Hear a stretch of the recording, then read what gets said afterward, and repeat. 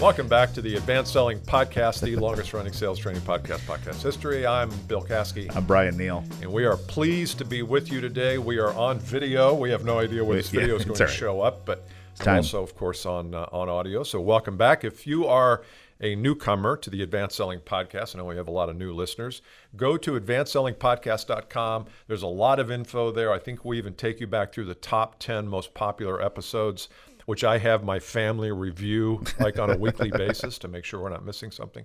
But if you're a brand new listener, that's a pretty good place to begin there. Yes. We also have a program called the Advanced Selling Podcast Insider, and it's a wonderful group that meets once a month around fellow podcast listeners, and you get live, like it's live, it's not taped or recorded, live coaching with Bill and with me.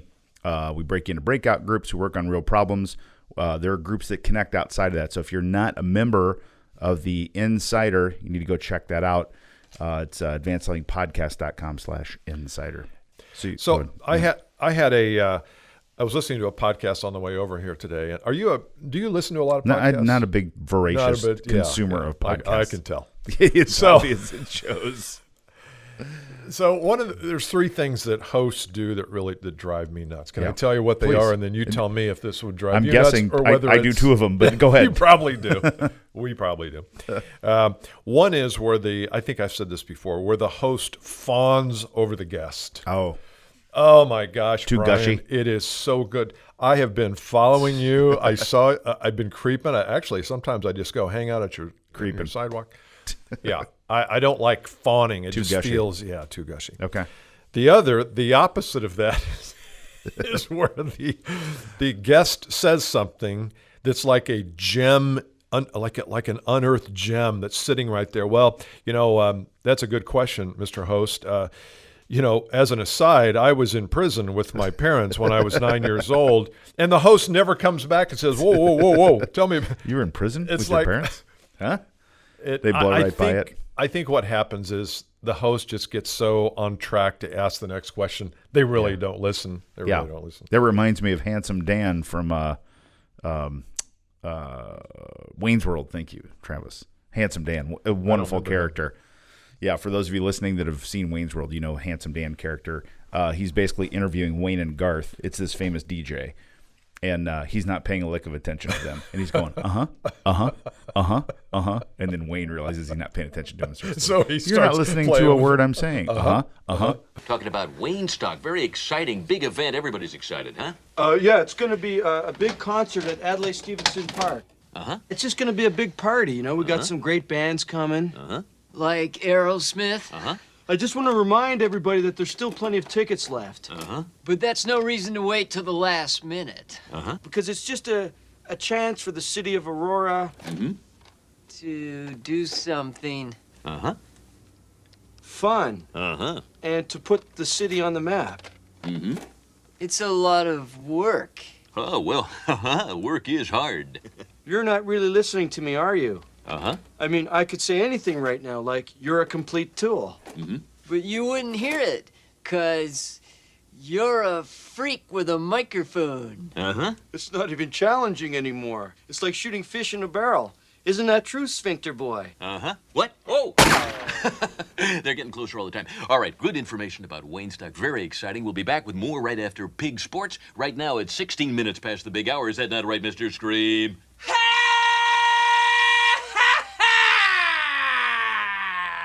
Great, good stuff. It reminds me of that. Handsome Dan. That's true. Don't be the Handsome Dan of podcasts. And then How about that? The third thing that I heard this one guy do, and I like this guy's podcast. I'm not going to say who it is because he's pretty popular.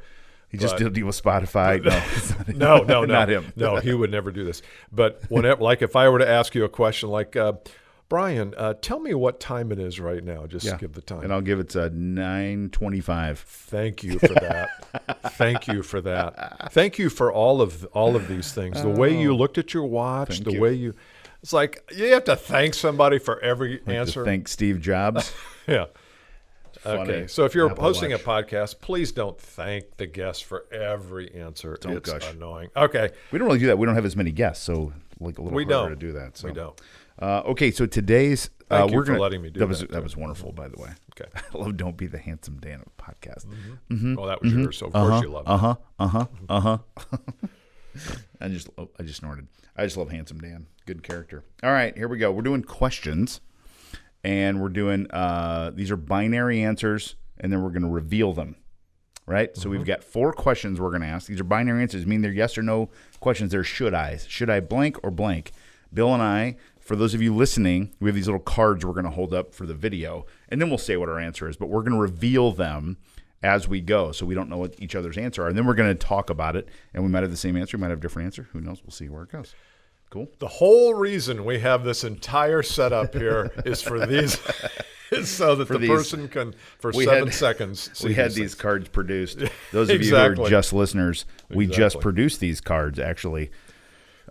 We spent about 15 minutes and then landed on taking a white 8.5 by 11 sheet of paper and drawing a Y or an N on them with a marker on it. So we need to put our logo on. We will get our logos on there. Okay, so we got four sales questions. We're going to reveal our answers, and then we're going to talk about our answers. Okay, first question actually comes from a listener. And was that in the LinkedIn group? It was. This question? Sam came from this? I think. I don't recall his last name. Yep. Sam, I think, asked this question. So this is, so you're in your prospecting mode, and the question is, should I send a calendar invite cold? Should I send a cold calendar invite in my prospecting? So I don't have anything, no juice, no conversation, and I'm trying to get an appointment with Bill Caskey. Should I just send over a calendar invite for Tuesday, March 7th at 3 p.m.? Yes or no, should I do that? Ready? What'd you say? What'd Bill say? Brian said no. I said no. Don't do that. Yeah. Why'd you say no, Bill? Because I saw what you'd written. Yeah, right. I know better. It seems a little presumptive to me. Yeah. Now, I guess if you'd had a conversation even 3 months ago and nothing had happened and you're trying to kind of get closure, and does this person want to talk or not? Maybe. I think there are some circumstances. But if it's totally cold, I don't even know what you do. Unless you are such a known celebrity in your niche that that people just know you and they can't wait to get on the phone with you, then I think you'd be okay. But then why would you be sending the email anyway if you're that popular? People have asked this, and I've got to come clean. There are times when we're in kind of a brainstorming, prospecting session, and this question comes up, and they've done everything. And I'm like, you know what? If you want to, go ahead. You got nothing to lose. Do I recommend that, though? No. It's sort of like, it's not a good strategy. It can put people off. Might you get an appointment? Maybe. I just think there are a lot of better things to do than this, if that makes sense. Yeah. Now, if we want to have somebody on the podcast and it's an invitation to be where we're bringing value, then I think that's different. I think if you're interested in being on, that's true. Kindly just click the link and you can just get on our calendar. But a sales process, I agree. We agree on that one. Agree. All right. Next. Okay. Number 2 is should I use LinkedIn to coldly ask for a meeting? So I'm on LinkedIn, and when I say cold, the question here is I could be first level connected with them, but I don't know them at all. Okay. Because that happens a lot these days. We're first level connected. So if I'm first level connected to Bill Caskey, but I don't know him, I've never talked to him, should I use LinkedIn to ask him for an appointment? Okay. Yes or no? Oh, boy, that's a good one. I'm ready when you are. I think some people are going to be surprised by my answer. You said yes and no. Okay. I am surprised by that. Yeah. You want to say my reasoning? Yeah, go ahead. This is good. So, and we'll judge that. Exactly. Here's what I'm thinking. And it kind of has the same back half of the answer beforehand, which is I'd much rather find a warm introduction, even if I'm first level connected to somebody, but it's cold. If I'm first level connected, there's a high probability that I've got some second level connections there. And I'd always have you try to reach out to one of those shared connections, mutual connections, and ask for a warm intro to the person versus going direct cold to them first. I think that should be a last resort. The other reason I put that down there is because now I know our advanced podcast listeners would never do this, and I'm sure you get these all the time. You get that first level connection, accept, and an immediate sales You're email. on a 10 real fast sequence. Yeah. Yes, exactly. You're on a sequence. Yeah. And it just can be, I'm sure it works for some people, but it just can be potentially off-putting. That's why I said no. I'd rather you explore the mutual connections, shared connections, and try to get warm introduced. You said yes. Okay, I said yes. And do we have an asterisk? Can you give me can you highlight an asterisk? You have to draw. We need another piece of paper.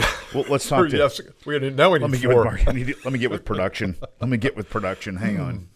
So my yes with an asterisk is I think reaching out cold is fine. I don't think I would do it directly to get an appointment or a phone call. So here's what I would do. So that's why the asterisk. Yeah. I would create, and Travis and I did this here a couple weeks ago. I would create an event on LinkedIn, and maybe the event is a small Zoom meeting, or it could be a webinar style or something that's educational. Reach out to these cold people, invite them to this event. We invited, I think, 300 people. And we had 30 people register, probably 20 show up. So, those are the numbers. I mean, 10%. That's great. 10%. I take that all day long. Of 300 all day, people. I take so that. You might think about creating some kind of an event, and it literally took us how long? 10 minutes to create an event on LinkedIn with some banner graphics. But the point there is now you can reach out cold and invite them to something that might just be of value to them. Yeah. And I think then on the back end of that, then you can say, hope you enjoyed the event, or sorry you weren't able to make it. Is it okay if we set up a phone call? That's great. And very different than asking for a direct appointment too. Yeah. And it's leveraged. It's one to many. It's really good. Yeah. Really good. I think we should devote a whole episode to the whole LinkedIn event thing. I'm starting to see people use it. Yeah, and at some point, it's going to become so crowded, everybody's going to be using it. But for the next 3 or 4 months, I think it's got some legs. It's there. Okay, next question. They just keep coming. Should I talk price on the first call? Should I talk price on the first call? Yes or no? Big reveal. Should I talk price on the first call? I'm not looking. I already made my choice. In 3, 2, 1, ready? Reveal. Oh, this is fun. I love this. Okay, I said no. He said yes. All right, you go first. Why shouldn't you talk price on the first call? Well, of course, it depends on if it's a 10, if it's a deal where you really don't know how to price something until you do your assessment, until you find out what they're trying to accomplish. We're speaking to a broad range of sales people here in different functions, different industries. Some are 2-call closes, some are 5-year selling cycles. So I do think it depends. Here's my rule. I want to be the one that brings up price. Yep. I want to be the one that frames the economic discussion. But whether it's the first call or not, I don't know. I mean, if you're selling one of your programs or I'm selling one of mine, of course. In fact, I would even suggest you put it up on the website so that price doesn't become even something you need to talk about. It's like, you know the price. But when it's something like accounting services or that kind of thing where you really don't know, I would say no, I'd wait. Yeah, it's good. And I kind of hybrid changed my answer here in the last few weeks. So the first thing is I used to say absolutely not, and it was a hard no. Changed my tune on that, mostly because I feel like it feels very evasive and odd it's on everyone's mind always if you're buying anything. And so I just want to put something out there. I love the idea. I always teach the same thing. We be the one to bring it up. And at least like if someone wanted to do coaching with you and, it's a minimum of 10 grand to even talk about it, and they were thinking it was 50, you really don't need to talk anymore. So that would be a reason to do that. That would, yes. The other thing is, and we'll have to get these, so our friends at Gong just released some statistics about this, and I've got to look them up to fact check them. But the facts are that the calls where price is brought up on the first call, closed won versus closed lost at 5 times or 4 times or something, which I thought was so. Their recommendation is to bring it up on the first call. Their data says that when you do that, more deals close. And I got to fact check the data there to see, but that was interesting to me. My only issue with that is there's a lot of different things that enter into whether a deal closes or not. That would be one. There's a lot of things, so I don't know if that's causation or coincidence or what. But it's one data point. Yeah, correct. But that's good. I mean, I think if it's set up so that you really need to talk about it or want to qualify somebody, Yeah. do you have a $10,000 budget or a $100,000 budget? I think you got to bring it up. But generally, I think we just disagree, respectfully disagree. Of That's course, right. on that. No, dude, there's no right or wong. It's just what is. A lot of Question asterisks, 4. a lot of asterisks floating around here. Well, I got to talk to production. Travi, your production. Travi made these nice signs, by the way. All right, last question here.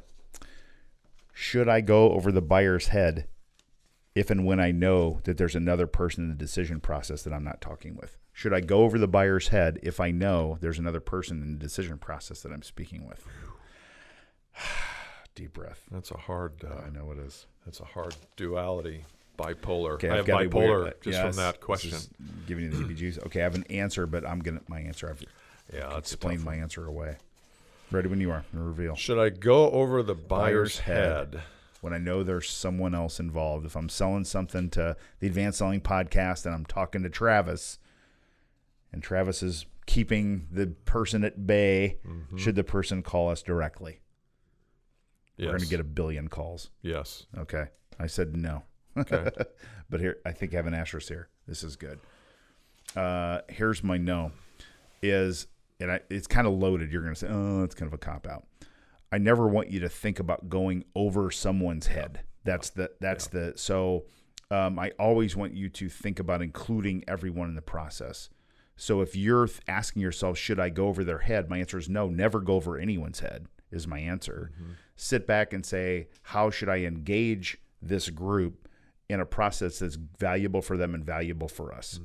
And then let that decide your next move. That's my thing. A little bit of a cop-out on my answer. I know, no, it's not. It's a... Yeah, I'll rescue you there. Thank you. I don't think it's a cop-out. I think it's somewhere in between. A lot of it depends. I just heard a guy who used to be with Bain Consulting. You're familiar with Bain Consulting? Bain, yeah. And Bill Bain, who was the founder, had this rule that we never call on anybody but the CEO. We never call on the head of manufacturing. These are people who were doing a lot of business in large Fortune 100 companies. He said, never do we call on anybody but the CEO. Yeah. But he said, once we talk to the CEO, never do we ignore everybody else in the organization. So if we're getting ready to do a manufacturing thing, then the CEO says, well, let's do the manufacturing thing. Then Bill Bain would say, I'm not doing anything until I talk to your head of manufacturing. That's great. So kind of to your point there of let's make sure that we're inclusive and we include all the people who are either in the decision process or in the value. They're the ones that are getting the value from it. And I agree with you. I don't like the whole going over their head because it just feels like, well, when you put it that way, of course not. Exactly right. But then again, if you need to know something that only the president of the company knows, then why are you limiting yourself from talking to them? Yes. Then the question is how to do it. Exactly. That's a whole other deal. But that's don't go over people, just that whole thought. But that's how people think. We hear it all the time. And we hear it in this hesitation. I'm not sure I want to go over Tom's head. Well, like, put it like that. Totally. Like, I agree. Don't go over Tom's head. There's a different way to do that. So, hey, maybe we should play this game again. Can you go around him? Should I? Sure. Tom, can you go through him? Around and through? Yeah. We're all just energies. Twist Tom into a pretzel and then Deepak, jump over him. Deepak says we're all just energies, right? We're the center of the universe. The universe is infinite. Therefore, you are the center of the universe. Pure potential. Pure potential. I'm all over the San Guru, by the way. He's my new favorite isn't he person. Good? Oh, isn't my he gosh. funny? He was so great. Sadhguru. SADHGURU. Yeah, Instagram and TikTok. I can listen to that guy for hours. I was listening to him this morning. He's fantastic. Sadhguru. He's funny. You're welcome. So, hey, if you haven't already checked out our LinkedIn group, please go do that. Lots of people joining there. Lots of good discussions. Let's play this game again. Should I? Should I, yes or no? So if you want to play should I, yes or no, go to the LinkedIn group, put in your should I questions. You can ask 3 or 4, and maybe we'll pull those out for another episode. Maybe we'll get some better yes, no cards. Yeah, let's get some better questions, too. Those questions we came up with the questions ourselves. No. Right, except for one. Yeah, so our listeners, go to the LinkedIn group page and put in your questions. Yeah, should I? If we like them, we'll use them. And if we don't, we will publicly shame you. Little pound hashtag should I. Should I? Would I? Yeah. Turn it into a drinking game, but we won't drink. How's that? That's probably good. All right. See you Bye. next time. Bye. Oh, that was good.